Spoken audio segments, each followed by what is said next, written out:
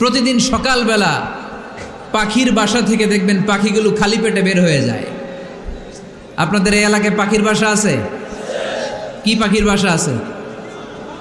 হ্যাঁ, সব পাখি আছে।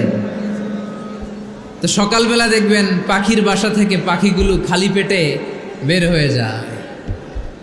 বিকেল বেলায় পাখিগুলোর ওদর পূর্তি করে পেট ভর্তি করে আবার পাখির নিড়ে ফিরিয়ে দেয় কে? কারণ পাখিগুলো তাওয়াক্কুল করেছে কার উপর? পাখিগুলো তাওয়াক্কুল করে যদি পাখির নিড়েই বসে থাকতো, ওদের পেটে খাবার আসতো? কথা বলেন। বিশ্বনবী এটাই বললেন, তাকদু খিমাসান ওয়া তারুহু বিতানান। তোমরা যদি পাখির মতো তাওয়াক্কুল করো, মানে আল্লাহর উপর তাওয়াক্কুল করে জমিনে বের হয়ে যাও, তোমাদেরও রিজিকের দায়িত্ব নিয়ে নিবে কে? সকালবেলা প্রতিটা পাখি না খেয়ে বের হয়ে যায়। একটা পাখির পেটের ভেতরে কোনো দানা পানি নাই, কিন্তু আল্লাহর উপর তাওয়াক্কুল করে পাখিগুলো যখন বের হয়ে যায়, বিকেলবেলা পেট ভর্তি করে ওদর ভর্তি করে আবার পাখির নিরে পাখিগুলোরে ফিরিয়ে দেয় কে? পাখিগুলো কি আমাদের মতো খাবার জমা করে রাখতে পারে? আমরা তো 7 দিনের বাজার একবারে করে ফ্রিজে রাখি। পাখিদের ফ্রিজ আছে না? আছে। আমাদের অতিরিক্ত টাকা হলে আমরা ব্যাংকে ব্যালেন্স করে রাখতে পারি, অ্যাকাউন্ট করে রাখতে পারি। পাখিরাও তো অ্যাকাউন্ট করে রাখে না? না, প্রতিদিন না খেয়ে বের হয়। কালকে ওই পাখিটা কি খাবে, কোন জায়গা থেকে তার রিজিকের ব্যবস্থা হবে, আল্লাহ ছাড়া কেউ জানে। এটার নাম তাওয়াক্কুল। এটার নাম কি? আমাদের সাধ্যের, আমাদের ক্যাপাসিটি, আমাদের ক্যাপাবিলিটির সবটুকু করে আমরা তাওয়াক্কুল করি একজনের উপর। চিল্লায় বলেন তিনি কে? এই জন্য ইসলাম আমাদেরকে শিখায়, সালাত যখন শেষ বের হয়ে যাও, কাজে নেমে পড়ো। কাজে কোনো লজ্জা নেই, পরিশ্রমে কোনো লজ্জা আছে? যিনি রিক্সা চালায় এতে তার কোনো লজ্জা আছে? দিনমজুর, কুলি, ঠেলা গাড়ি চালায়, ছোট্ট ব্যবসা করে, এতে কোনো লজ্জা আছে? লজ্জা নাই। খেয়াল রাখবেন, লজ্জা হচ্ছে অলসতায়। লজ্জা কিসে? বিষ্ণু ঈসা ইসলাম বলেছেন, মা আকালা আহাদুন তুআমান কাত্তু খায়রুম মিন আইয়াকুলা মিন আমালি ইয়াদি। নিজ হাতে উপার্জিত খাবারের চেয়ে, অর্থের চেয়ে শ্রেষ্ঠ খাবার পৃথিবীর কোনো মানুষ কোনোদিন ভক্ষণ করে নাই। চিল্লায় কোন সুবহানাল্লাহ।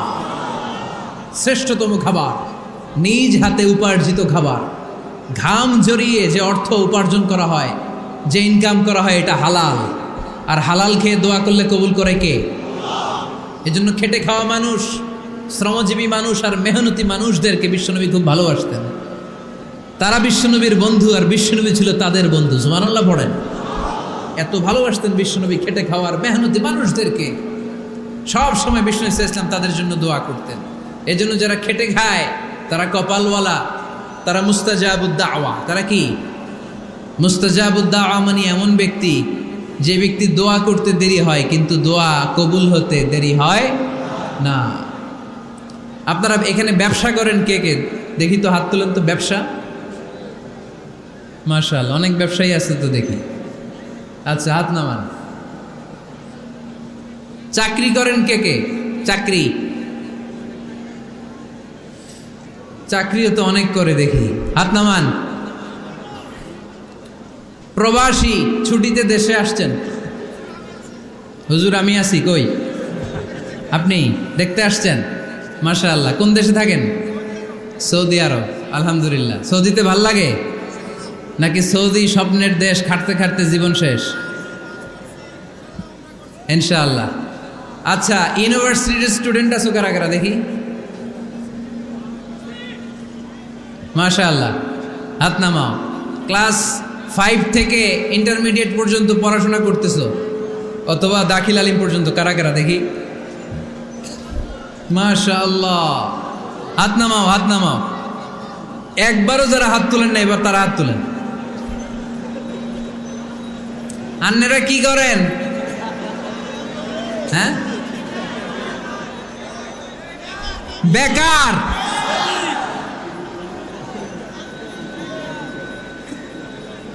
বাংলাদেশে চাকরির বাজার খুব মন্দা, ঠিক কিনা?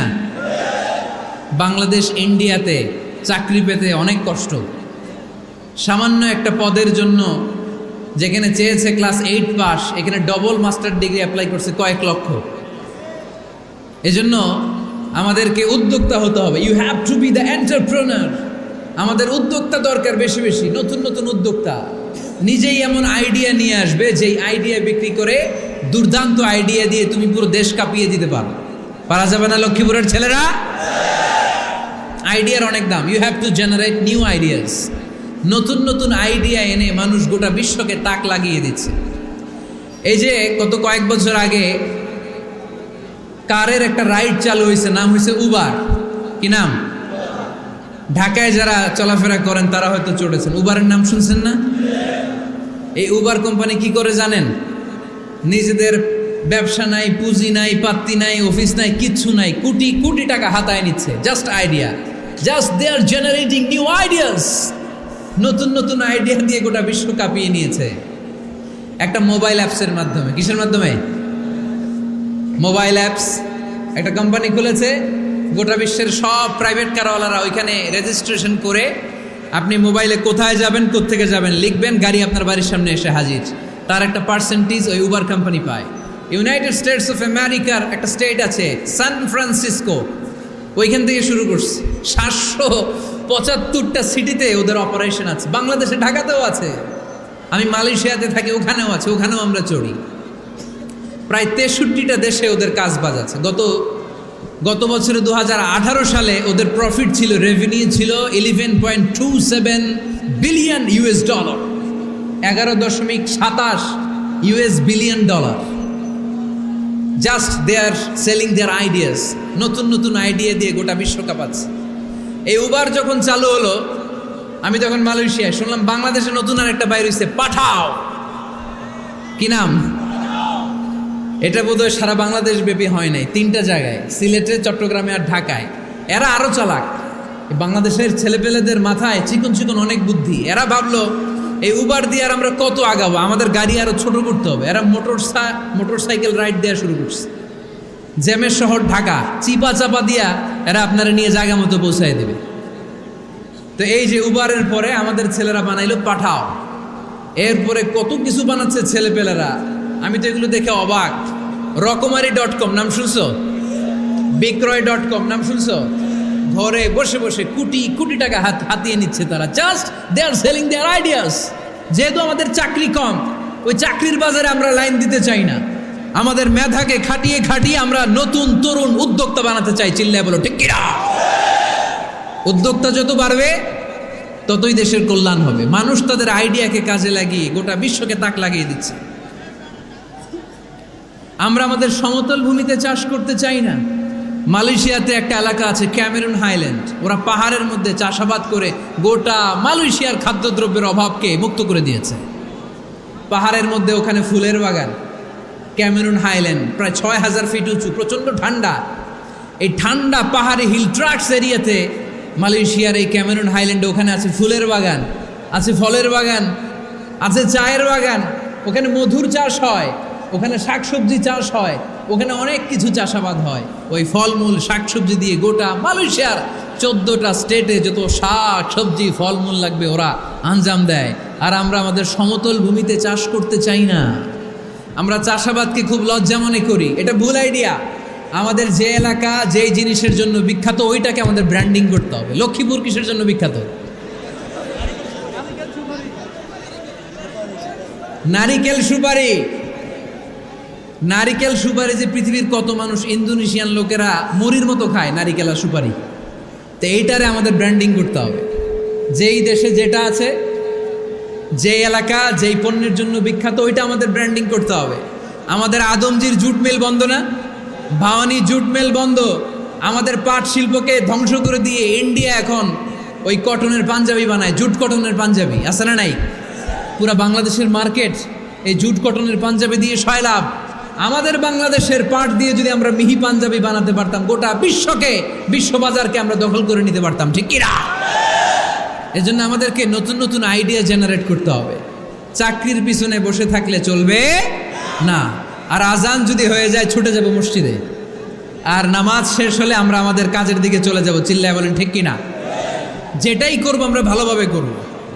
আল্লাহ বলেছেন লিয়াবলুয়াকুম আইয়ুকুম আহসানু আমালা। লক্ষ্মীপুরের ভাইয়েরা আওয়াজ করে উত্তর দেন, আওয়াজ করে উত্তর দিতে হবে। জান্নাতে যেতে হলে 100তে কত নাম্বার পেতে হবে? হ্যাঁ, হয় নাই। 51। কি নাম তোমার? হ্যাঁ, ফরহাদ। জান্নাতে যেতে হলে 100তে আমার দরকার 51। 100তে কত লাগবে? ফাআম্মা মান সাকুলাত মাওয়াজিনুহু ফাহুয়া ফি আইশাতির রাদিয়া। সেদিন মিজানের পাল্লা যার ভারী হয়ে যাবে সে আনন্দ উৎসবে থাকবে। তো মিজানের পাল্লা ভারী হওয়ার জন্য 100তে আমার কত পাওয়া লাগবে? কত পাওয়া লাগবে? 51 পেলেই হয়ে যাবে। এজন্য আল্লাহ বলছেন লিয়াবলুয়াকুম আইয়ুকুম আহসানু আমালা। যেটাই করবে ভালোভাবে করবে। আল্লাহ এটা পরীক্ষা করতে চান যে আমরা ভালোভাবে কে কতটুকু আমল করেছি। যারা আরবি বুঝেন আলেম ওলামা আপনারা জানেন এখানে আল্লাহ বলেননি লিয়াবলুয়াকুম আইয়ুকুম আকসারু আমালা। আল্লাহ এটা দেখতে চান যে তোমাদের মধ্যে থেকে কে বেশি আমল করে।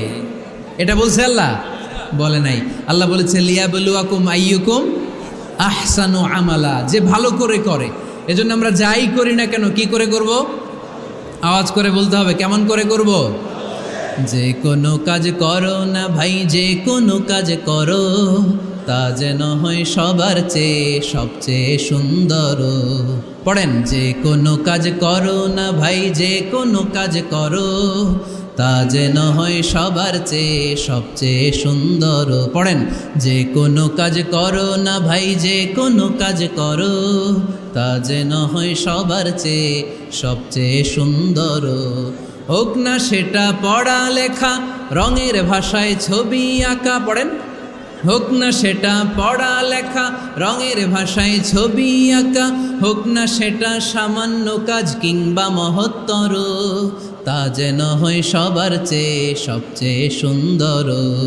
যে কোনো কাজ করো না ভাই, যে কোনো কাজ করো তা যেন হয় সবার চেয়ে সবচেয়ে সুন্দর। চিৎকার করে বলেন ঠিক কিনা? আমরা যেটাই করি না কেন এটা ভালো করে করার দরকার আছে না নাই? এজন্য কাজে আর শ্রমে কোনো লজ্জা নাই। লজ্জা হচ্ছে অলসতায়। লজ্জা কিসে? অলসতায়। বিষ্ণু ঈসা ইসলামের কাছে এক সাহাবী এসে বলল, ইয়া রাসূলুল্লাহ আ'তিনি শাইআন, আপনি আমাকে কিছু দান করেন, আমার কিছুই নাই। বিষ্ণু বললেন, তোমার কিছু নাই? সাহাবী বললেন, ইয়া রাসূলুল্লাহ ঘরে আমার শুধু 2টি জিনিস আছে। কয়টা? চিল্লায় বলেন কয়টা? এক হচ্ছে একটা জামা, 2 হচ্ছে পানি খাওয়ার একটা জগ। বিষ্ণু বললেন, এই 2টাই নিয়ে আস। বিশ্বনবীর কথা শুনে ওই সাহাবী ঘর থেকে জামা নিয়ে আসলেন, পানি খাওয়ার জগ নিয়ে আসলেন। বিশ্বনবী সাল্লাল্লাহু আলাইহি ওয়াসাল্লাম ওনার মুবারক হাত দিয়ে এক হাতে জামা ধরে আরেক হাতে পানির জগটা ধরে সাহাবীদের দিকে উদ্দেশ্য করে বললেন, মাইয়াশতারি হাদাইন, এই 2টা জিনিস কেনার মতো কে কে আছে দেখি? কয়েকজন হাত তুলল। বিশ্বনবী বললেন, কত দিয়ে কিনবা? এক সাহাবী বলে, ইন্নী আশতারিহিমা বিদিরহাম। ও নবী, যদিও এগুলো আমার দরকার নাই, কিন্তু আপনি যেহেতু নিলামে ডাক তুলেছেন, ইয়া রাসূলুল্লাহ ইয়া হাবিবাল্লাহ, আপনার সম্মানে আমি 1 দিরহাম দিয়ে 2টা জিনিস কিনে নেব। 1 দিরহাম, একটা জামা, একটা পানি খাওয়ার জগ, দাম কত? 1 দিরহাম। বিশ্বনবী বললেন, না না, 1 দিরহাম তো অনেক কম হয়ে যায়। মাইয়াজিদু আলা যালিক, এর চেয়ে বেশি দামে কে কিনবা? আরেক সাহাবী হাত তুলে বলতে লাগলো, ইয়া রাসূলুল্লাহ ইয়া হাবিবাল্লাহ ওয়া ইন্নী আশতারিহিমা বিদিরহামাইন, আমি এই জামাটার পানি খাওয়ার জগটা 1 দিরহাম নয় 2 দিরহামের বিনিময়ে কিনতে চাই। বিষ্ণু ঈসা ইসলাম ওই সাহাবাকে দিয়ে দিলেন। দিয়ে 2 দিরহাম নিয়ে যে লোকটা ভিক্ষা করতে এসেছিল তার হাতে 2 দিরহাম দিয়ে বললেন, যাও 1 দিরহাম দিয়ে ঘরে খাবার কিনে দিয়ে আসো, আরেক দিরহাম দিয়ে একটা কুঠার কিনে নিয়ে আসো। শুনতেছেন? কি কিনে নিয়ে আসো? কুঠার দিয়ে কি করে? গাছ কাটে। ওই সাহাবী কুঠার কিনে নিয়ে আসার পরে বিশ্বনবী নিজ হাতে কুঠারের মধ্যে একটা কাঠের হাতল লাগাই দিলেন। আল্লাহু আকবার! হাতল ছাড়া কুঠার ইউজ করা যাবে? বিশ্বনবী নিজ হাতে ওই কুঠারের ভেতরে একটা হাতল লাগাই দিলেন আর বললেন, লা উরিদু আন আরাকা 15 আইয়াম, এই কুঠার নিয়ে জঙ্গলে যাও, গায়ে অনেক শক্তি আছে, কাঠ কাটো, এই কাঠ কেটে বাজারে বিক্রি করো, সামনের 15 দিন যেন আমি আমার চোখের সামনে তোমার না দেখি। বিশ্বনবীর পরামর্শ অনুযায়ী কুঠার নিয়ে ওই সাহাবী জঙ্গলে চলে গেলেন।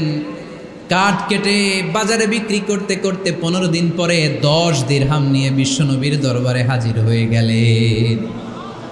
10 দিরহাম নিয়ে বিশ্বনবীর কাছে হাজির হয়ে গেলেন। সাহাবী এসে বলল, ইয়া রাসূলুল্লাহ, এখন আর আমার ভিক্ষা করা লাগে না, আমার গায়ে অনেক শক্তি আল্লাহ দিয়েছে, আই এম ভেরি এনার্জেটিক। আপনার দেয়া বরকতের কুঠার দিয়ে আমি কাঠ কেটে কেটে স্বাবলম্বী হতে শুরু করেছি। সুবহানাল্লাহ পড়েন। আমি এখন 10 দিরহামের মালিক। বিশ্বনবী বললেন, লা আইয়াহতাতিবা আহাদুকুম হুজমাতান আলা যাহরিহি খায়রুম মিন আইয়াসআলা শাইআন ফায়ু'তিয়াহু আও ইয়ামনাহু। যাদের গায়ে শক্তি আছে তারা ভিক্ষা না করে কাঠ কেটে পিঠে সেই বোঝা নিয়ে বাজারে বিক্রি করা অনেক ভালো। কারণ কারো কাছে যদি তুমি হাত পাতো, সে দিতেও পারে, নাও দিতে পারে। আর কষ্ট করলে কষ্ট কোনোদিন বৃথা যায় না। চিল্লায় বলেন ঠিক কিনা? বিষ্ণু ইসা ইসলামের অনুপ্রেরণায় এই সাহাবা অল্প কিছুদিনের ব্যবধানে স্বাবলম্বী হয়ে গেলেন। What is the moral of the story? বিশ্বনবীর এই প্রফেটিক স্টোরি থেকে আমাদের কি শিক্ষা? লেসন নাম্বার 1, বিশ্বনবী চাইলেই ওই 2 দিরহাম দিয়ে বলতে পারতো, যাও খাবার দাবার কিনে ফ্যামিলিতে দিয়ে আসো। সে ওই 2 দিরহাম নিয়ে খাবার দাবার কিনে ফ্যামিলিকে খাইয়ে রাত্রে আবার ভিক্ষায় নামতো। কথা কন, রাত্রে কি করতো? ভিক্ষায় নামতো। বিষ্ণু ইসা ইসলাম তাকে কাজ করে খাওয়ার জন্য উৎসাহ দিলেন। পাশাপাশি বিষ্ণু ইসা ইসলাম পার্মানেন্ট সলিউশন দিলেন। এজন্য পার্মানেন্ট সলিউশনের ব্যবস্থা করতে হবে। অনেকে আমরা জাকাত দেই, জাকাতের শাড়ি দেই, জাকাতের লুঙ্গি দেই, আছে না নাই? লক্ষ্মীপুরে এরকম দেয় নাকি? কি দেয়?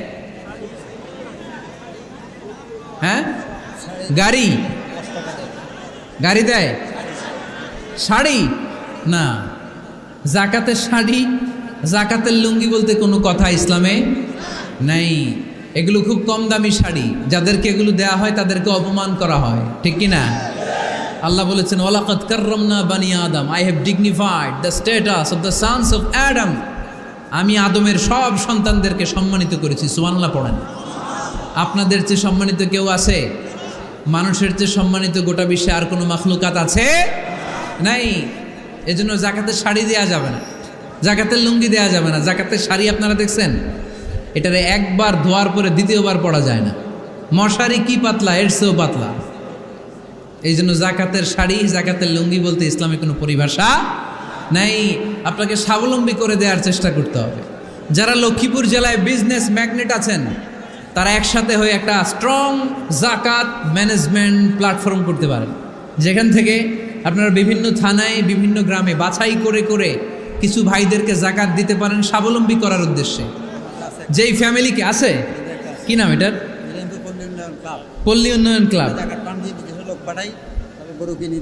মাশাআল্লাহ, জাকাত ফান্ড দিয়ে বিদেশে লোক পাঠায়। এর চেয়ে সুন্দর পদ্ধতিতে জাকাত বিতরণ আর হতে পারে? যেই লোকটাকে, যেই ছেলেটাকে বিদেশে পাঠানো হয়েছে, ওই ফ্যামিলিটা আর কোনোদিন জাকাতের শাড়ি নেওয়ার জন্য লাইনে দাঁড়াবে? যেই ছেলেটাকে ওনারা অস্ট্রেলিয়ান গাভী কিনে দিছে, দুধ বিক্রি করে যেই ফ্যামিলিটা স্বাবলম্বী হতে শুরু করেছে, তারা আর কোনোদিন জাকাতের লাইনে যেয়ে দাঁড়াবে না। এজন্য জাকাত দিতে হবে স্বাবলম্বী করার জন্য। ইসলাম আমাদেরকে এটাই শিখিয়েছে, কাজ করে খেতে হবে। কাজে লজ্জা নেই, লজ্জা হচ্ছে অলসতায়। লজ্জা কিসে? আজকের আলোচনা থেকে এটা মুখস্থ করে নিতে হবে, কাজে লজ্জা নেই। লক্ষ্মীপুরের ইয়াংস্টারেরা শ্রমে লজ্জা নেই, পরিশ্রমে লজ্জা নেই, লজ্জা অলসতায়। লজ্জা কিসে? আরো জোরে। নবীরা কি এমনি এমনি বসে বসে খাইছে? কঠিন পরিস্থিতিতেও নবীরা পরিশ্রম করে উপার্জন করা লেগেছে, ঠিক কিনা? সাইয়েদনা মারিয়াম আলাইহিস সালাম, যার নামে আল্লাহ তাআলা কোরআনে একটা সূরা দিলেন, উনি পৃথিবীতে এমন একজন মহিয়সী নারী, যেই নারীর গর্ভে, যেই নারীর পেটের ভেতরে স্বামীর স্পর্শ ছাড়া সন্তান দিয়েছে কে? সাইয়েদনা ঈসা আলাইহিস সালাম পেটে আসলেন। মারিয়াম আলাইহিস সালাম লজ্জা পেলেন। হায় হায়, কেমন করে এলাকাবাসীদের কাছে আমি আমার মুখ দেখাবো? বিয়ে করি নাই, স্বামী নাই, বিয়ে হয় নাই, স্বামী নাই, কিন্তু পেটে সন্তান চলে এসেছে। হায় হায়, এলাকায় কেমনে মুখ দেখাবো? লজ্জায় পড়ে মারিয়াম আলাইহিস সালাম এলাকা থেকে চলে গেলেন। কি অবাক করে কাণ্ড! বাচ্চা ভূমিষ্ঠ হওয়ার জন্য, বড় হওয়ার জন্য 6 মাস 7 মাস লাগে নাই, পেটে বাচ্চা আসার সাথে সাথে বাচ্চাটারে বড় করে দিয়েছে কে? সাইয়েদাতুনা মারিয়াম আলাইহিস সালাম এবার বসে পড়লেন, বুঝতে আরম্ভ করলেন প্রেগন্যান্সির পেইন উঠেছে। হঠাৎ করে পেট থেকে বাচ্চা ভূমিষ্ঠ হয়ে যাওয়ার পরে উনি কাঁপতে আরম্ভ করলেন, ক্ষুধার চোটে, খাবার কিছু নাই, সামনে ঝর্ণা, উপরে একটা খেজুর গাছ। সাইয়েদনা ঈসা আলাইহিস সালামকে কোলে নিয়ে মারিয়াম আলাইহিস সালাম মনে মনে ভাবে, হায় রে, কেউ যদি একটু খেজুর পেড়ে দিত, এই ক্ষুধার মুহূর্তে আমি খেজুর খেয়ে পেটের ক্ষুধা নিবারণ করতাম। রব্বুল আলামিন মারিয়ামকে উদ্দেশ্য করে আয়াত নাজিল করে দিলেন, ওয়া হুজ্জি ইলাইকি বিজিযইন নাখলাতি তুসাকিত আলাইকি রতবান জানিয়া। কোরআন সাক্ষী, হুজ্জি ইলাইকি বিজিযইন নাখলা, এর মানে হচ্ছে মারিয়াম কেউ পেড়ে দিবে না, একটু কষ্ট করে হাতটা উঁচু করে খেজুরের ডালা ধরে ঝাঁকুনি মারো, টসটসে কাঁচা পাকা খেজুর নিচের দিকে পড়বে, তারপর তুমি তুলে খাবে। সুবহানাল্লাহ পড়ে। আল্লাহ চাইলে অটোমেটিক্যালি কারামাত হিসেবে খেজুরগুলো নিচে ফেলতে পারতেন না? কথা কন, খেজুরগুলো অটোমেটিক্যালি নিচের দিকে পড়ছে? পড়ে নাই।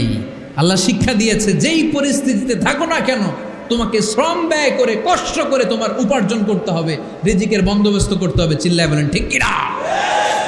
ইসলাম আমাদেরকে এটাই শিখিয়েছে, কাজে লজ্জা নাই।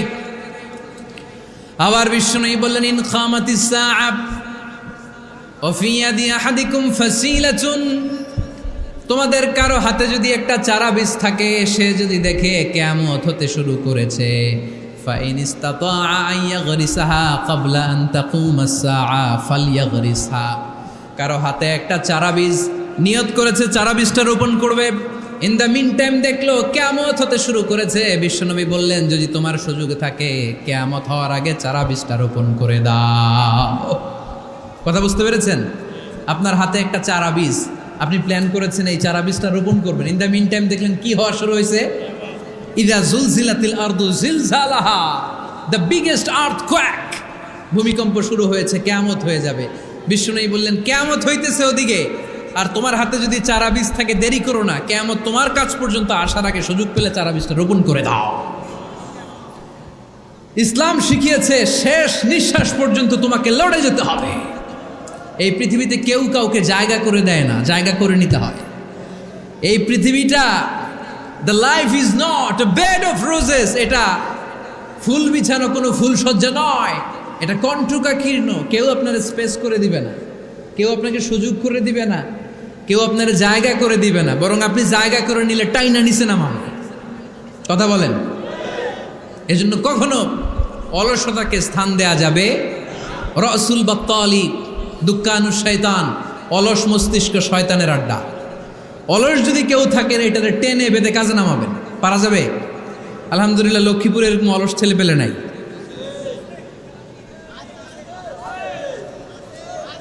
আছে? আমরা আজকে অলসতাকে নো বলে যাবো এই মাহফিল থেকে। অলসতাকে আমরা কি বলবো? আওয়াজ করে বলতে হবে, অলসতাকে কি বলবো আমরা? মুমিনের জীবনে কোনো অলসতা নাই। অলস হয় মুনাফিকরা। অলস হয় কারা? চিল্লায় বলতে হবে। মুমিনরা অলস হয়। অলস হয় কারা? এজন্য কোরআনে আল্লাহ একথাও বলে দিলেন, ওয়াইদা কামু ইলাস সালাতি কামু কুসালা ইউরাউনান নাসা ওয়ালা ইয়াযকুরুনাল্লাহা ইল্লা কালিলা। সুবহানাল্লাহ পড়েন। মুনাফিকরা যখন মানুষকে দেখানোর জন্য নামাজে যায়, ওই নামাজে তাদের ইখলাস নাই, ওই নামাজের ভেতরে তাদের কোনো খুশু খুদু নাই, ওই নামাজের ভেতরে আছে শুধু অলসতা। ওই নামাজে কি আছে? কিন্তু আমরা যখন নামাজে যাই, আমাদের অলসতা আছে? আমরা নামাজ পড়লে আমাদের হৃদয়টারে সজীব করে দেয় কে? আমরা ওযু করলে আমাদের মনটাকে চাঙ্গা করে দেয় কে? আমরা মসজিদে ঢুকলে হৃদয়টাকে প্রাণবন্ত করে দেয় কে?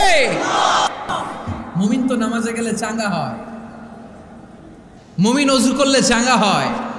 বিষ্ণু ঈসা ইসলাম বললেন, ইয়াকিদু শাইতানু আলা কাফিয়াতি রাসি আহাদিকুম ইদা নাম।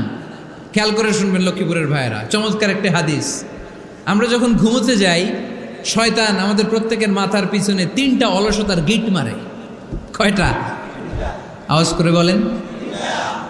3টা অলসতার গিট মারে। ইয়াকিদু শাইতানু আলা কাফিয়াতি রাসি আহাদিকুম সালাসা উকাব।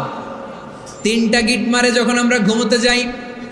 অলসতার 3টা গিট মেরে আমাদের কানের সামনে এসে ফিস ফিস করে মন্ত্র পড়তে থাকে, আলাইসা লাইলুন তাওয়িলুন ফারকুদ, আলাইসা লাইলুন তাওয়িলুন ফারকুদ। বিশাল লম্বা রাত, ঘুমাও, অনেক সময় আছে, ঘুমাও। রাত 5টা বেজে যাচ্ছে, তাহাজ্জুদের সময় শেষ হয়ে যাচ্ছে, তখনও শয়তান বলে রাত অনেক লম্বা, ঘুমাও। ফজরের সময় পার হয়ে যাচ্ছে, সূর্য উঠে যাচ্ছে, শয়তান বলে আলাইসা লাইলুন তাওয়িলুন ফারকুদ, এখনো অনেক সময় আছে, লম্বা লম্বা লম্বা চৌড়া রাত পড়ে আছে, তুমি ঘুমাও।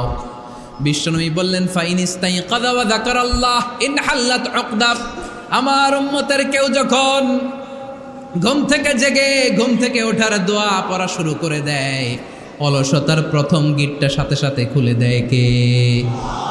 আপনি ঘুম থেকে উঠেই যখন ঘুম থেকে ওঠার দোয়া পড়বেন, আপনার অলসতার প্রথম গিট খুলে দেয় কে? ঘুম থেকে ওঠার দোয়াটা কি? আলহামদুলিল্লাহিল্লাযী আহইয়ানা বা'দামা আমাতানা ওয়া ইলাইহিন নুশুর। প্রশংসা সে আল্লাহ, যে আল্লাহ আমাদেরকে লম্বা একটা ঘুম শেষে, মৃত্যু শেষে আমাদেরকে ঘুম থেকে উঠালেন। এই দোয়াটা পড়ার সাথে সাথে শয়তান যে 3টা গিট মারছে, ওই 3টার একটা খুলে দেয় কে? ফাইন তাওয়াদ্দা ইনহাল্লাত উকদা, ঘুম থেকে জেগে ঘুমের দোয়া পড়ার পরে যখন কেউ ওযু করে ফেলে, অলসতার দ্বিতীয় গিটটাও খুলে দেয় কে? ওযু করার পরে ফাইন সাল্লাত ইনহাল্লাত উকদা, নামাজের মুসল্লায় দাঁড়িয়ে যখন নামাজ শুরু করে দেয়, অলসতার 3 নাম্বার গিটটাও খুলে দেয় কে? 3টা গিট যখন খুলে দেয়, বিষ্ণু ইসলাম বললেন ফাসবাহা নাশীতাল কলব, নাশীত, তখন মুমিন বান্দা সজীব হয়ে ওঠে, প্রাণবন্ত হয়ে ওঠে, উচ্ছ্বসিত হয়ে ওঠে। ওয়া ইল্লা খাবিসান নাফসি কাসলান, আর যদি ঘুমিয়ে থাকে, 3টা গিট তার মাথার পেছনে শয়তানের অলসতার লেগে থাকে, তাহলে তার দিনটা শুরু হয় অলসতা দিয়ে, আর সে হয় অলসতার রাজা। চিল্লা এখন ঠিক কিনা? এজন্য আমরা কি অলস হতে চাই না কর্মঠ হতে চাই? কোন নবীরা কি অলস ছিলেন? পৃথিবীতে কোন নবী অলস ছিলেন? সব নবী কর্মঠ ছিলেন। বিষ্ণু ইসলাম বললেন মা বাআসাল্লাহু নাবিয়্যান ইল্লা রাআল গানাম, এই পৃথিবীতে এমন কোন নবী নাই যেই নবী বকরি চড়ায় নাই। কি চড়ায় নাই? বকরি রে আপনারা লক্ষ্মীপুরের ভাষায় কি বলেন? কি বলেন? ছাগল। তো পৃথিবীতে এমন কোন নবী নাই যেই নবী কি চড়ায় নাই? ছাগল চড়ায় নাই। সাহাবারা বললেন ইয়া রাসূলুল্লাহ আনতা কাযালিক, আপনিও ছাগল চড়াইছেন? বিষ্ণু ইসলাম বললেন না, আমিও ছাগল চড়িয়েছি। ওয়া ইন্নী আরআহা আলা কারারাইতি আহলি মক্কা, আমি তো মক্কাবাসীদের অল্প কিছু পয়সার বিনিময়ে তাদের ছাগলগুলোকে চড়িয়ে দিতাম। সুবহানাল্লাহ পড়বেন না? বিষ্ণু ইসলাম ছাগল চড়াতেন। ছাগল চড়ানো সহজ কাজ না কঠিন কাজ? কেন কঠিন এটা? হ্যাঁ, টেরা, খুঁটি মারে। হ্যাঁ, কি করে? বসে থাকতে হয়। তো ছাগল যারা পালে তারা জানে ছাগল পালা কত কষ্ট। ওরে ডানে টান দিলেও কই যায়? রশি ধরে বায়ে টান দিলে কই যায়? সামনে টানলে কই যায়? পিছনে টানলে কই যায়? সারা সপ্তাহ আপনি সময় পান না এটারে গোসল করাবেন। ভাবলেন আজকে জুমার দিন আমিও গোসল করি, এটারও গোসল করাই। এটারে আপনি পুকুর ঘাটে নিবেন, টান দিয়েছেন, ওর বাপের কিরা, ও 1 ইঞ্চিও সামনে যাবে না। ঠিক কি না? এই টেরা প্রাণী আল্লাহর কি মহিমা! আল্লাহ তাআলা পৃথিবীর সবচেয়ে শ্রেষ্ঠতম মানুষদেরকে ছাগল চড়িয়ে ছেড়েছেন। ঠিক কি না? মা বাআসাল্লাহু নাবিয়্যান ইল্লা রাআল গানাম, এই পৃথিবীতে এমন কোনো নবী ছিল না যে নবীরা ছাগল চড়ায় নাই। আল্লাহ বুঝাতে চাইলেন ছাগল চড়ানো অনেক কষ্টের কাজ, অনেক ধৈর্যের প্রয়োজন। এখন নবীরা তোমরা ছাগল চড়াও, কিছুদিন পর ছাগলের চেয়েও টেরা জাতি মানুষ চড়াইতে হবে। মানুষের মধ্যেও টেরা আছে না নাই? ভালো বললে ভালোটা বুঝে না, ডানে যেতে গেলে বায়ে যায়, বায়ে যেতে বললে ডাইনে যায়, এরকম আছে না নাই? সম্মানিত ভাইয়েরা, সমস্ত আম্বিয়া আলাইহিমুসসালাম ওনারা কর্মঠ ছিলেন। সাইয়েদনা আদম আলাইহিস সালাম নিজ হাতে চারা গাছ রোপণ করে চাষাবাদের কাজ করেছেন। সুবহানাল্লাহ পড়েন। সাইয়েদনা ইব্রাহিম আলাইহিস সালাম চাষাবাদের কাজ করেছেন। সাইয়েদনা দাউদ আলাইহিস সালাম নিজ হাতে যুদ্ধের জন্য যে পোশাক পরতে হয়, যেটা পরলে গায়ের মধ্যে ছুরি মারলেও ঢুকে না, ওই শিরস্ত্রাণ বানিয়েছেন, নিজ হাতে তলোয়ার বানিয়েছেন। সুবহানাল্লাহ পড়েন। সাইয়েদনা মুসা আলাইহিস সালাম ছাগল চড়িয়েছেন। সাইয়েদনা মুসা আলাইহিস সালামের মেজাজ নরম না গরম? নবীদের মধ্যে সবচেয়ে বেশি মেজাজওয়ালা, নবী ছিলেন মুসা আলাইহিস সালাম, উনিও 8 থেকে 10 বছর সাইয়েদনা শুআয়ব আলাইহিস সালামের এরিয়াতে ছাগল চড়িয়েছেন। চিল্লায় বলেন সুবহানাল্লাহ। এজন্য নবীরা যেহেতু কাজ করেছেন, কর্মঠ ছিলেন, আমরাও কর্মঠ হব, ঠিক কি না? সাহাবারাও কর্মঠ ছিলেন, বিশ্বনবীর সাহাবারাও ব্যবসা করতেন। সাইয়েদনা আবু বকরের বিশাল ব্যবসা প্রতিষ্ঠান ছিল। সুবহানাল্লাহ পড়েন। আপনারা হজ উমরা করেছেন কে কে দেখি? করছেন? মাশাআল্লাহ। যারা করে নাই আল্লাহ তাদেরকে আল্লাহর ঘর জিয়ারতের তুমি নসিব করো। আমিন। বিশ্বনবীর মাকবারার সামনে দাঁড়িয়ে আমরা যেন সালাম পেশ করতে পারি, তুমি নসিব করো। আমিন। বাইতুল্লাহ শরীফে এবং মসজিদ নববীতে আমরা যেন সালাত আদায় করতে পারি, আল্লাহ তুমি নসিব করো। আমিন। সাইয়েদনা আবু বকর রাদিয়াল্লাহু তাআলা আনহুর ব্যবসা প্রতিষ্ঠান ছিল মক্কার কাবা ঘরের পাশেই। উনার ব্যবসা প্রতিষ্ঠানগুলো যেখানে ছিল ঠিক ওইখানেই সৌদি সরকার এখন শপিং মল বানিয়ে দিয়েছে, মাতজার আবু বকর। মক্কা শহরের যেখানে বহিরাগতরা এসে ওখানে ছাগল, ওখানে ঘোড়া, উট এগুলো রাখতো, আস্তাবল রাখতো, ঘোড়া আর উট যেখানে রাখা হতো ঠিক ওই জায়গায় সৌদি সরকার ওটার পার্কিং লট বানায় দিচ্ছে। মানে যেইখানে আগে সাহাবাদের ব্যবসার জায়গা ওইখানে বর্তমানে শপিং মল।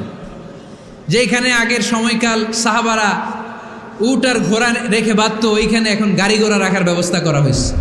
সাইয়েদনা আবু বকর অনেক বড় ব্যবসায়ী ছিলেন। ওনার নিজ টাকা দিয়ে হাবাসা থেকে আসা সাইয়েদনা বেলালকে তিনি 20,000 স্বর্ণ মুদ্রা দিয়ে উমাইয়া ইবনে খালাফের কবল থেকে তিনি মুক্ত করেছেন। সাইয়েদনা উসমান যুন্নুরাইন বড় ব্যবসায়ী ছিলেন। নিজের টাকা দিয়ে মদিনার মুসলমানেরা পানি খেতে পারে না, বিইরে রুমা নামে একটা কুয়া ছিল, এই কুয়ার মালিক ছিল ইহুদি। মুসলমানেরা পানি খেতে গেলে এসে বকা দিত, পানি খেতে দিত না। বিশ্বনবী বললেন, আমার সাহাবীদের মধ্যে এমন কি কেউ নাই নিজের অর্থায়নে বীরে রোমা কিনে মুসলমানদেরকে দিয়ে দিবে? সাইয়েদনা উসমান যুন্নুরাইন বলল, ইয়া রাসূলুল্লাহ, আপনার খেদমতে আমি হাজির। মুহূর্তের মধ্যে সাইয়েদনা উসমান যুন্নুরাইন নিজের অর্থায়নে বীরে রোমাটা কিনে মুসলমানদের জন্য সদকা করে দিয়েছে। তো ব্যবসা না করলে, কর্মঠ না হলে, উপার্জন না হলে সদকা করা যাবে? চিল্লায় বলেন করা যাবে? সুনানে তিরমিজির বর্ণনা, বিষ্ণু ঈসা ইসলাম মক্কা থেকে যত সাহাবারা হিজরত করে মদিনায় এসেছে, মদিনাতে কোনো না কোনো সাহাবার সাথে বিশ্বনবী ভ্রাতৃত্বের বন্ধনে আবদ্ধ করে দিয়েছে। সুবহানাল্লাহ পড়েন। এজন্য মক্কা থেকে যারা এসেছে এদেরকে বলে মুহাজির। এদেরকে কি বলে? আর মদিনায় যারা ছিল এদেরকে বলে আনসার। এদেরকে কি বলে? আওয়াজ করে উত্তরে দিবেন। মক্কা থেকে যারা এসেছে তাদের নাম, আর যারা মদিনার সাহাবী তাদের নাম আনসার। আজকে এই মাহফিলে লক্ষ্মীপুর এর বাইরে থেকে কারা কারা আসছেন দেখি?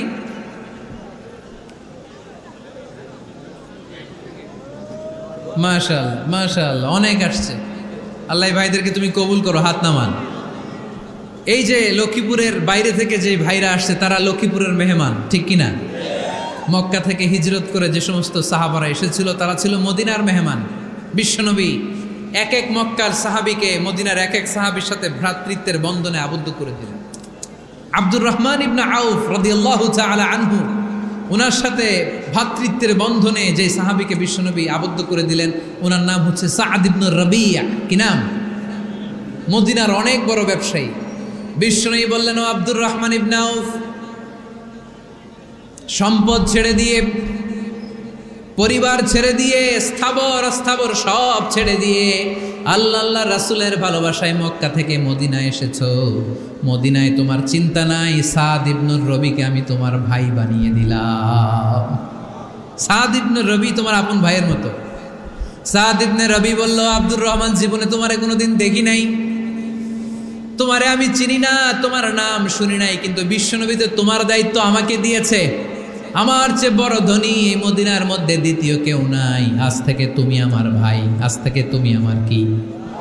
আল্লাহ আমাকে যত সম্পত্তি দান করেছে তার অর্ধেক সম্পত্তি আমি তোমার নামে দিয়ে দিলাম।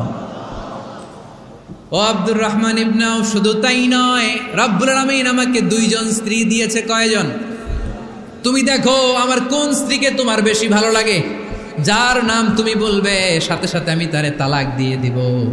তার ইদ্যত পালন শেষে তুমি তাকে বিয়ে করে তোমার সাথে নিয়ে যাবা। সুবহানাল্লাহ পড়ে।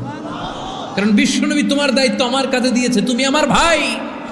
আমি মদিনার সবচেয়ে বড় ধনী, আমার অর্ধেক সম্পদ আমি তোমারে দিয়ে দিব, আমার 2 স্ত্রীর 1 স্ত্রীকে তোমারে দিয়ে দিব। সাইয়েদনা আব্দুর রহমান ইবনে আউফ এই কথা শুনে অবাক হলেন। অবাক হয়ে উনিও এক অবাক কথা বললেন।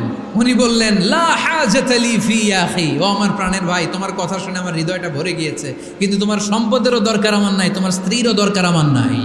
বারাকাল্লাহু ফি মালিক ওয়া লি আহলিক, আল্লাহ তোমার মালেও বরকত দেখ, তোমার সম্পদেও বরকত দেখ, তুমি শুধু একটু কষ্ট করবা। কি কষ্ট? দুল্লানি আলা সুক, show me the way to the market. তুমি মদিনায় কোনো মার্কেট আছে কিনা, শপিং মল আছে কিনা, ব্যবসা প্রতিষ্ঠান আছে কিনা আমারে দেখায় দাও। সুবহানাল্লাহ পড়ো। আমরা হইলে কি করতাম? লক্ষ্মীপুরে যারা আসছে এদের একজনকে যদি বলা হয়, ভাই আপনি এখন থেকে লক্ষ্মীপুরের ভাই, আমার অর্ধেক সম্পদ আপনারা দিয়ে দেব, কি করবে? পায়ের উপর পা তুলে খাবে আর বলবে কি আনন্দ আকাশে বাতাসে, ঠিক কিনা? এরপর যদি বলি, ভাই আমার 2 বউ, যেটারে সুন্দর লাগে বলেন তালাক দিয়ে দেই, নিয়ে যান, কি বলবে? কি আনন্দ আকাশের বাতাস। আল্লাহ রাসূলের সাহাবী আব্দুর রহমান ইবনে আউফ বললেন, লা হাজাতা লি ফি, আমার দরকার নেই। দুল্লানি আলা সুক, just show me the way to market, এখানে মার্কেট কই আছে দেখায় দাও। অবাক হয়ে গেলেন সাদ বিন রবিব, বললেন, ও আব্দুর রহমান ইবনে আউফ, ঠিক আছে তুমি যদি নিতে না চাও তোমারে আমি জোর জবরদস্তি করব না। শুনে রাখো, মদিনাতে ইহুদিদের কয়নুকার একটা বাজার আছে। এই কথা বলার সাথে সাথে আব্দুর রহমান ইবনে আউফ চলে গেলেন। এর পরের দিন অল্প কিছু পনির আর ঘি দিয়ে ব্যবসা শুরু করলেন। পনির আর ঘিয়ের ব্যবসা করতে করতে করতে করতে ব্যবসায় তিনি এত লাভ করলেন, উনি বললেন, আমি যদি কখনো মদিনার বালুর মধ্যে হাত দিতাম, ওই বালুটারও সোনা বানায় দিত কে? দুল্লানি আলা সুক। লক্ষ্মীপুরের কর্মঠ যুবক ভাইয়েরা, এ আব্দুর রহমান ইবনে আউফ আমাদের প্রেরণা। উনি অন্যের ঘাড়ে পাড়া দিয়ে খেতে চায় নাই, আরেকজনের উপর ডিপেন্ডেন্ট বা নির্ভরশীল হতে চায় নাই।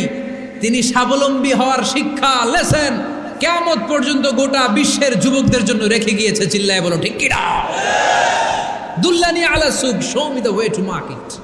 মার্কেট কোথায় দেখাও। পনির আর ঘি নিয়ে ব্যবসা করতে করতে কয়েক মাসের ব্যবধানে ইতিহাস সাক্ষী সাইয়েদনা আব্দুর রহমান ইবনে আউফ মদিনার বিশাল বড় বিজনেস ম্যাগনেটে পরিণত হয়ে গেলেন। চিল্লায় পড়েন আল্লাহু আকবার। এজন্য ব্যবসার ভিতরে বরকত ঢুকিয়ে দিয়েছে কে? বিষ্ণু বললেন, আত-তাজিরা সাদুকাল আমিন মা'আন নাবিয়্যিন ওয়াস সিদ্দীকিন ওয়াশ শুহাদা ওয়াস সালিহিন। আমানতদার ব্যবসায়ী তারা সাধারণ কোনো মানুষ নয়, কিয়ামতের দিন নবীদের সাথে হাসর হয়ে যাবে। আপনারা যারা ব্যবসা করেন, এটা সাধারণ বিষয় নয়। বিষ্ণু ইসলাম নিজেও ব্যবসায়ী ছিলেন। ওনার জীবনের প্রথমে তিনি খাদিজা রাদিয়াল্লাহু তাআলা আনহার ব্যবসার স্টাফ হয়ে কাজ শুরু করেছেন, এরপর নিজে ব্যবসা শুরু করেছেন। এরপরে খাদিজাতুল কুবরা রাদিয়াল্লাহু তাআলা আনহা সব সম্পত্তি বিয়ের পরে বিশ্বনবীর পায়ের সামনে ঢেলে দিয়েছেন। বললেন, ইয়া রাসূলুল্লাহ, এই সম্পদ আমি আপনাকে দিয়ে দিলাম, আপনি ইচ্ছামতো দিনের প্রয়োজনে খরচ করেন। সুবহানাল্লাহ পড়েন। এজন্য বিষ্ণু ইসলাম আমাদের জন্য উপমা, আব্দুর রহমান ইবনে আউফ আমাদের জন্য উপমা। যারা ব্যবসা করেন তারা বিষ্ণু ইসলামের সুন্নাহ পালন করছেন। আত-তাজির আস-সাদুক আল আমিন। বিষ্ণুই বললেন, সত্যবাদী আমানতদার ব্যবসায়ী, যে ব্যবসা করতে যে মিথ্যা কথা বলে না। অনেক ব্যবসায়ীরা আছে পণ্য চালানোর জন্য মিথ্যা কথা বলে আর কসম কাটে, আছে না নাই? আহা, এমনটা করা যাবে? সকালবেলা স্ত্রীরে বলে, এই গরুগুলা বিক্রি করবো, তুই একটা দাম কত কমো? স্ত্রীরে শিখাই দিচ্ছে, এই গরুর দাম তুই 40,000। তো বউ বলে, ঠিক আছে দাম কইলাম 40,000। তো এরপরে বাজারে যখন গরু বিক্রি করতে যায়, একজন যখন বলে যে ভাই এটা 30,000 টাকা দিয়ে কিনবো, কয় ভাই আল্লাহর কসম সকালে একজন 40,000 দাম কইছে, আমি দেই নাই। আছে না নাই? কৌশল করে। বউরে শিখাইছে সকালে, কই তুই দাম কর 40,000। তো বাজারে যে সকালে একজন দাম করছে, দাম করে কইছে 40,000 দেই নাই, আপনারা 30,000 কেমনে দেই? এরকম ডাকাইতে আছে না নাই? আলহামদুলিল্লাহ লক্ষ্মীপুরে এরকম লোকজন নাই। আরে নাই, আমি কই নাই, এরা কই আছে। লক্ষ্মীপুরের মানুষ খুব ধার্মিক, আমি জানি। লক্ষ্মীপুর, নোয়াখালী, ফেনী এই বেল্টের লোকজন খুব আল্লাহওয়ালা। এদের মধ্যে আল্লাহওয়ালার সংখ্যা বেশি, এখানে আলেম ওলামা বেশি, এখানে মসজিদ মাদ্রাসা বেশি। এই জন্য এই জেলাগুলোতে আল্লাহর রহমতও বেশি। আল্লাহ তুমি এই জেলার ছেলেপেলেদেরকে, এই জেলার লোকদেরকে তুমি কবুল করো, মা বোনদেরকে তুমি কবুল করো। সম্মানিত ভাইয়েরা, এজন্য আজকের মাহফিল থেকে আমরা যেটা শিখলাম সেটা হচ্ছে পরিশ্রমে কোনো লজ্জা আছে? আমরা কাজ করে খাবো, ঠিক কিনা? Never underestimate any job. যুবক ভাইয়েরা, লক্ষ্মীপুরের যুবক ছেলেরা শুনতেছ? এরকম আওয়াজ করতে হবে, কান খাড়া করে শুনো। Never underestimate any job. কোনো চাকরিকে ছোট করে দেখা যাবে, whether it's small or big, you don't care. এটার কেয়ার করা যাবে না। ছোট্ট চাকরি পাইলে ঢুকে যাবা, বড় অফার আসলে পরে ঢুকবা। এটা ছোট কাজ, এটা হোটেলের ওয়েটার, এটা ছোট্ট স্টাফ, এটা কেরানি না। কাজ কাজই, কাজের মধ্যে কোনো ছোট বড় নাই। খেটে খাওয়া মানুষকে বিশ্বনবী অনেক সম্মান করতেন। বিশ্বনবী সাল্লাল্লাহু আলাইহি ওয়াসাল্লাম খেটে খাওয়া মানুষদেরকে এত ভালোবাসতেন, বিদায় হজের মতো এত গুরুত্বপূর্ণ ভাষণও এই মেহনতি মানুষদের কথা বাদ যায়নি। সুবহানাল্লাহ পড়বেন না? দিনটা ছিল জুমাবার। বিশ্বনবী সাল্লাল্লাহু আলাইহি ওয়াসাল্লাম আরাফাতের ময়দানে দাঁড়িয়ে ঐতিহাসিক একটা ভাষণ দিলেন। এই ভাষণের নাম হলো বিদায় হজের ভাষণ। এই বিদায় হজের ভাষণেও খেটে খাওয়া মানুষের কথা বিশ্বনবী বাদ দেয় না। বিশ্বনবী বলেছেন, আরিক্কাকুম, খবরদার, অধীনস্থ কর্মচারীদের সাথে খারাপ আচরণ করো না। আতঈমুহুম মিম্মা তাকুলুন ওয়াকসুহুম মিম্মা তালবিসুন। খবরদার, মনে রেখো, তোমরা যা খাবে তোমাদের অধীনস্থ কর্মচারীদেরও তা খাওয়াবে, তোমরা যা পড়বে তাদেরও তা পড়াবে। বিশ্বনবী শেষ নিঃশ্বাস ত্যাগ করে যাওয়ার আগে যেই কয়েকটা কথা বলেছিলেন তার মধ্যে মেহনতি মানুষদের জন্য কথা আছে নাড়াই। বিষ্ণু ইসলাম যখন শেষ নিঃশ্বাস ত্যাগ করবেন তিনি বলেছিলেন, আসসালাত আসসালাত, উম্মতেরা নামাজ নামাজ, নামাজ ছেড়ে দিও না, নামাজ তরক করো না, নামাজ কাজা করো না। আর বলেছিলেন, ওমা মালাকাত আইমানুকুম, অধীনস্থ কর্মচারীদের সাথে খবরদার খারাপ আচরণ করো না। যারা কর্মচারীদের সাথে খারাপ আচরণ করে, যারা মানুষের কাছ থেকে শ্রম নিয়ে কাজ করিয়ে টাকা দেয় না, কিয়ামতের দিন তাদের বিরুদ্ধে মামলা দায়ের করবে কে? কে করবে? হাদিসে কুদসি সাক্ষী বিষ্ণু ইসলাম বলেন, আল্লাহ তাআলা ফরমান, আনা খাসমুহুম সালাসাতুন আনা খাসমুহুম ইয়াউমাল কিয়ামা। তিন শ্রেণীর ব্যক্তির বিরুদ্ধে আল্লাহ বলেন, আমি নিজেই কিয়ামতের দিন মামলা দায়ের করব। I will be against them in the day of judgment. Three categories of people, I will be against them in the day of judgment. তিন শ্রেণীর লোক কিয়ামতের দিন তারা ছাড় পাবে না। আল্লাহ বলেন, আমি নিজেই তাদের বিরুদ্ধে মামলা দায়ের করব। এর মধ্যে এক শ্রেণীর লোক হচ্ছে রাজুলুন ইস্তাআজারা জিরান ফাস্তাউফা মিনহু ওয়া লাম ইয়াতি আজরা। একজন শ্রমিক ভাড়া করে তার কাছ থেকে কাজ নিয়েছে কিন্তু তার পারিশ্রমিক আদায় করে নাই। এরকম আছে না নাই? দাপট দেখায়, দাপট দেখায় ইউনিভার্সিটির ক্যান্টিনগুলোতে। ইউনিভার্সিটির ক্যান্টিনে যে খায় মাগার বিল দেয় না, এরকম ডাকাইত আছে না নাই? চায়ের দোকানে চা খেয়ে পরে দিমু, বিল দেয় না, আছে না নাই? দোকানে যে পণ্য কিনে বিল দেয় না, পরে দিমু, আছে না নাই? কিয়ামতের দিন আল্লাহ তোর এই মাস্তানি ছুটাবে, চিল্লা এখন ঠিক কিনা? আনা খাসমুহুম, আমি নিজেই তাদের বিরুদ্ধে মামলা দায়ের করব। কথাটা কার? এজন্য বিশ্বনবী বললেন, খবরদার, মেহনতি মানুষ, খেটে খাওয়া মানুষ, এদের দোয়া কবুল হয়ে যায়। আতুল আজিরা আজরাহু ক্বাবলা আন ইয়াজিফা আরাকুহু। খবরদার, বিশ্বনবী বললেন, শ্রমিকের ঘাম শুকিয়ে যাওয়ার আগে তাদের পারিশ্রমিক মিটিয়ে দাও। বিশ্বনবীর বিখ্যাত হাদিস, আতুল আজিরা আজরাহু ক্বাবলা আন ইয়াজিফা আরাকুহু। শ্রমিকের ঘাম মাটিতে লাগার আগে, শুকিয়ে যাওয়ার আগে তাদের পারিশ্রমিক মিটিয়ে দাও। কেননা তারা যদি বদদোয়া করে তোমার জীবনের জাহান্নাম বানিয়ে দিবে কে? বিষ্ণু ইসলাম সব সময় খেটে খাওয়া মানুষদেরকে আগলে রাখতেন। সব সময় শুধু যে ভাষণে মেহনতি মানুষদের সাথে ভালো আচরণ করতে বলতেন, শ্রমিকদের সাথে ভালো আচরণ করতে বলতেন, এমনটা নয়। ওনার ব্যক্তিগত জীবন ঘাটলেও দেখা যায় উনি শ্রমিকদের সাথে কেমন আচরণ করেছেন। বিষ্ণু ইসলামের একজন খাদেম ছিল, আপনারা তার নাম জানেন? কি নাম? সবাই বলেন। আনাস। আওয়াজ করে বলেন, বিশ্বনবীর খাদেমের নাম? নামটা কেমন লাগে? ভালো লাগে? ছেলে হইলে রাখবেন তো? রাখবেন? অনেকে আমার জিজ্ঞেস করে যে আমার একটা ছেলের নাম বলে দেন। এই এলাকার যদি কারো সম্ভাব্য আগন্তুক 2-1 মাস পরেই ছেলে পৃথিবীতে আসবে, এর নাম রাখবেন আনাস। নাম কি রাখবেন? খাদিমু রাসূলিল্লাহ, আল্লাহ রাসূল সাল্লাল্লাহু আলাইহি ওয়াসাল্লামের খাদেম। এই খাদেমের কাছ থেকে একটু শোনেন ওনার মালিক কেমন ছিল, শুনবেন নাকি কষ্ট হচ্ছে? সম্মানিত ভাইরা খেয়াল রাখবেন, কোনো পীর সাহেবের ব্যাপারে যদি আপনি রিপোর্ট চান, পীর সাহেবের বউয়ের কাছ থেকে শুনবেন। কথা কয় না? বোঝে নাই বোধ হয়। একজন পীর সাহেব হুজুর উনি কেমন, রিপোর্ট নেবেন কার কাছ থেকে? কার কাছ থেকে? বউয়ের কাছ থেকে। একজন বড় সাহেব, বড় নেতা, তার ব্যাপারে যদি রিপোর্ট পেতে চান, আমি কয়েকটা জায়গা বলে দিই, এই জায়গাগুলো থেকে রিপোর্ট নেবেন। 1 নাম্বার তার ড্রাইভার, 1 নাম্বার। 2 নাম্বার তার বাড়ির দারোয়ান, 2 নাম্বার। 3 নাম্বার তার খাদেম, 3 নাম্বার। 4 নাম্বার তার ঘরের কাজের মেয়ে, 4 নাম্বার। এদের কাছ থেকে আসল রিপোর্ট পাওয়া যায়, ঠিক কিনা? এবার বিশ্বনবীর ব্যাপারে বিশ্বনবীর খাদেম কি বলে শুনবেন? বুঝে নাই বোধ হয়। বিশ্বনবীর ব্যাপারে বিশ্বনবীর খাদেম কি কমেন্টস করছে শুনতে চান? খাদেমের নাম আরো জোরে বলতে হবে। আনাস রাদিয়াল্লাহু তাআলা, আনাস রাদিয়াল্লাহু তাআলা আনহু বলেন, বিশ্বনবী যখন মক্কা থেকে মদিনায় হিজরত করে আসলেন, মদিনার অলিতে গলিতে আনন্দের বন্যা বয়ে গেল।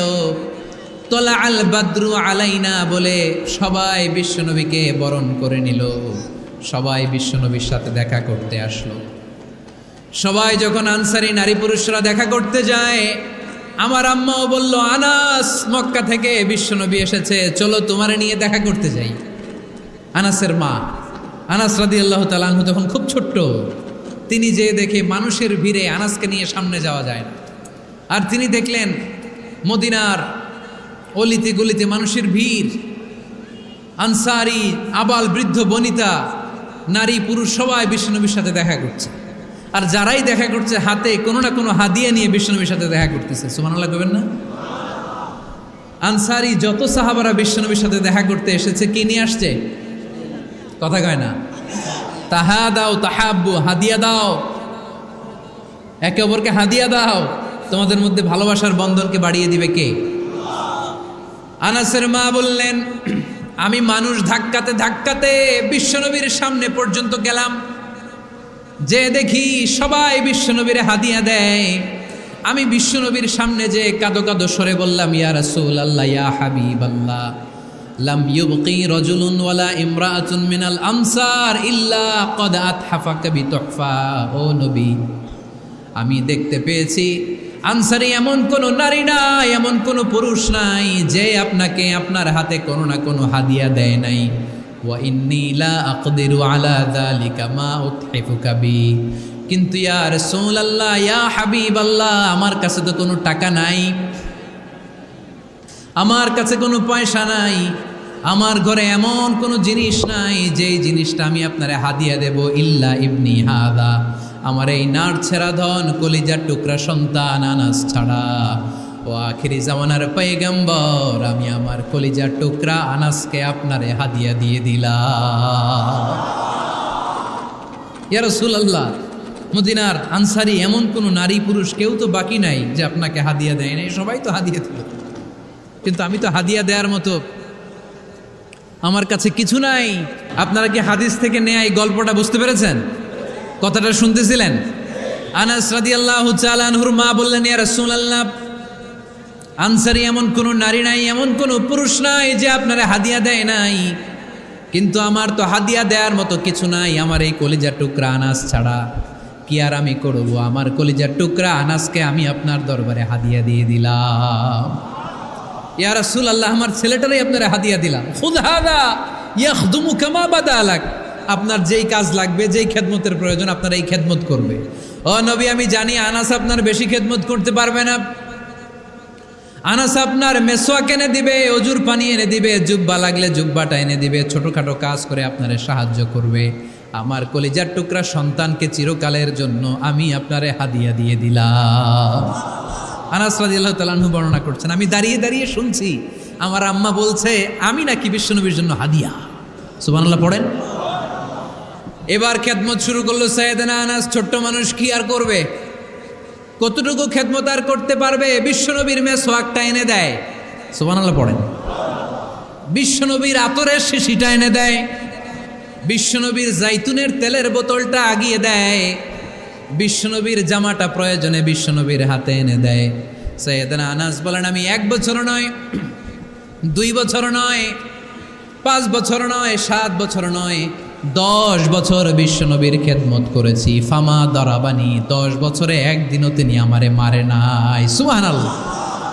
একদিন আমার গায়ে হাত তোলে নাই। হাত তোলা তো দূরের কথা, ওয়ালা সাব্বানি, কোনোদিন গালি দেয় নাই। ওয়ালা আবাসা আলা ওয়াজহি, কখনো বিরক্তি স্বরে ভ্রু কুচকে আমার দিকে বিশ্বনবী কোনোদিন তাকায় নাই। সুবহানাল্লাহ পড়েন। কোনোদিন আমার গায়ে হাত তোলে নাই। আরে হাত তোলা তো দূরের কথা, আমাকে ধমকি পর্যন্ত দেয় নাই। ধমকি দেয়া তো দূরের কথা, আমরা অনেক সময় বিরক্ত হয়ে ভ্রু কুচকাই না। এরকম বিরক্তি হলে আমরা কারোর প্রতি বিরক্ত হলে কি হয়? কপাল ভ্রু কুচকে ওঠে, ঠিক কিনা? সাইয়েদনা আনাস বললেন কোনোদিন মারে নাই। খাদেম বলতেছে, খাদেম, বড় সাহেবের রিপোর্ট কার থেকে নিতে হয়? হয় খাদেম, নয় দারোয়ান, নয় ঘরের কাজের মেয়ে, তা না হলে ড্রাইভার। বিশ্বনবীর খাদেম বিশ্বনবীর ব্যাপারে কি কমেন্ট করছে? মা সাব্বানি ওয়ালা জারাবানি ওয়ালা আবাসা ফি ওয়াজহি। এই 10 বছরের খেদমতের জিন্দেগিতে কোনোদিন বিশ্বনবী আমারে মারে নাই, গায়ে হাত তোলে নাই। আরে হাত তোলা তো দূরের কথা, একটা ধমকও দেয় নাই। আরে ধমক দেয়া তো দূরের কথা, বিরক্তির সুরে ভ্রু কুচকে আমার দিকে কখনো তিনি তাকায় নাই। চিল্লায় বলো সুবহানাল্লাহ। আর আজকে মাইক পেলে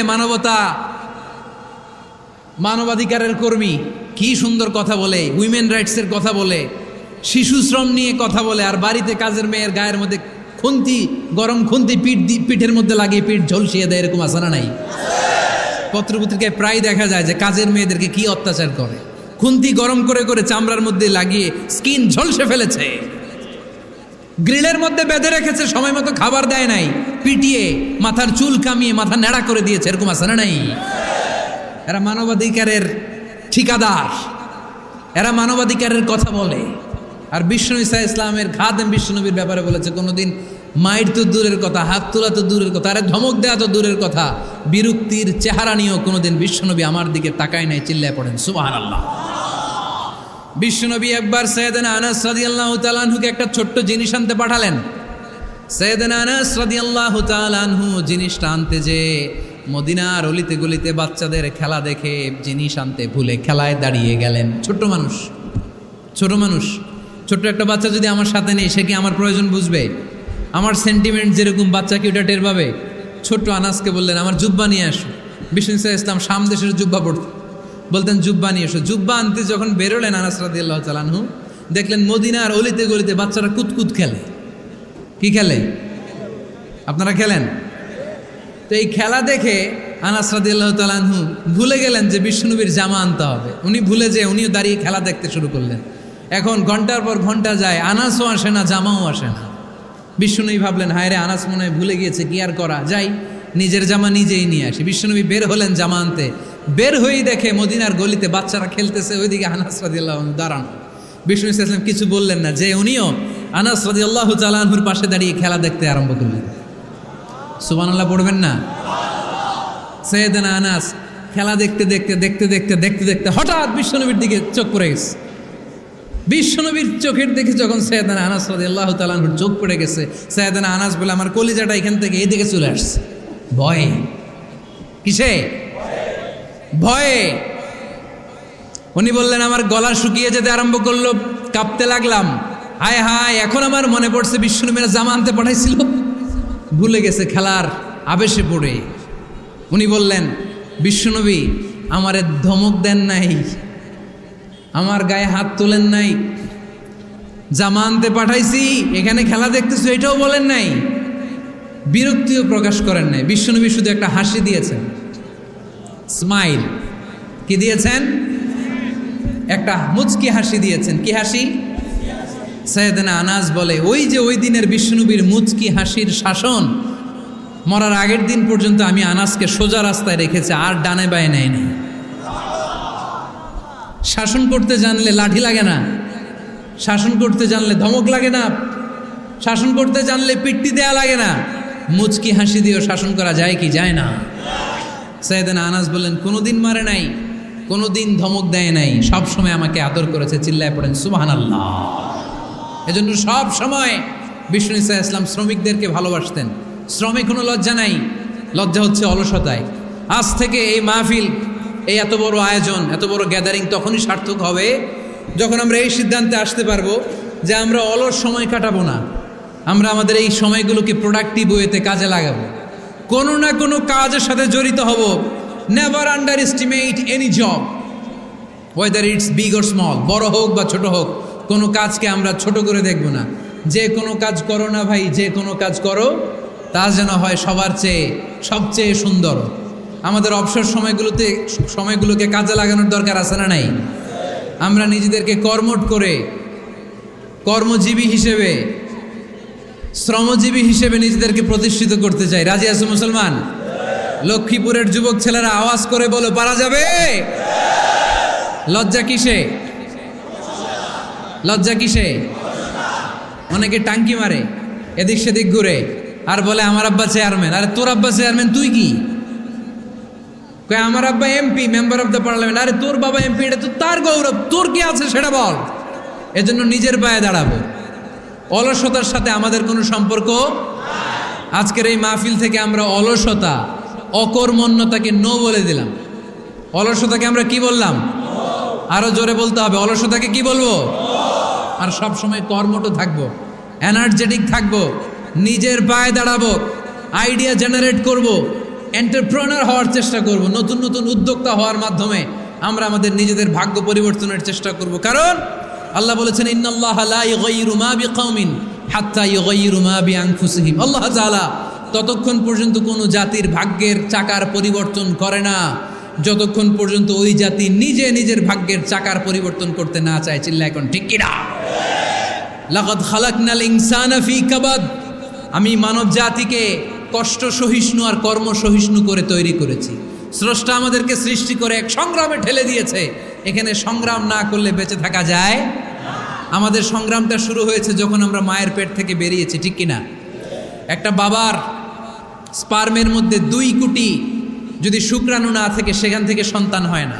তার মানে এই 2 কোটি শুক্রাণুর মধ্য থেকে আপনি একজন সফল মানুষ, যিনি বাকি 2 কোটির মধ্য থেকে সব শুক্রাণুগুলোকে হারিয়ে আপনি সফল হতে পেরেছেন। সেখান থেকে দুনিয়ার বুকে আপনি যখন এসেছেন, আপনাকে সংগ্রাম করে আসতে হয়েছে। যারা সিজারের মাধ্যমে পৃথিবীতে আসে তাদের এই সংগ্রামটা থাকে না, কিন্তু যারা নর্মাল প্রসেসে পৃথিবীতে আসে তাদের প্রচণ্ড সংগ্রাম করে, প্রচণ্ড চাপা খেয়ে পৃথিবীতে আসতে হয়, ঠিক কিনা? কারণ আমাদের সাইজ ছিল অনেক বড়। আমাদের মায়ের যে অঙ্গটা দিয়ে আমরা পৃথিবীতে আসব, ওই জায়গাটা ছিল খুবই সরু। আমাকে সংগ্রাম করে, আমাকে যুদ্ধ করে, আমার নিজের অস্তিত্বের প্রমাণ দিয়ে চিৎকার মেরে এই পৃথিবীতে আসতে হয়েছে। চিল্লায় বলো ঠিক কিনা? এজন্য এই পৃথিবীর বুকে আমরা যতদিন থাকবো সংগ্রাম করে বাঁচতে হবে, ঠিক কিনা? পরিশ্রমে লজ্জা আছে? লজ্জা কিসে? মনে থাকবে লক্ষ্মীপুরের ছেলেরা, যে আয়াত দিয়ে শুরু করেছি সে আয়াত দিয়ে শেষ করছি। যখন সালাতের সময় হয় মসজিদে যাব, আর সালাত যখন শেষ হয় তখন মসজিদের বাইরে আমরা কাজে নেমে পড়বো। রাজি আছি তো?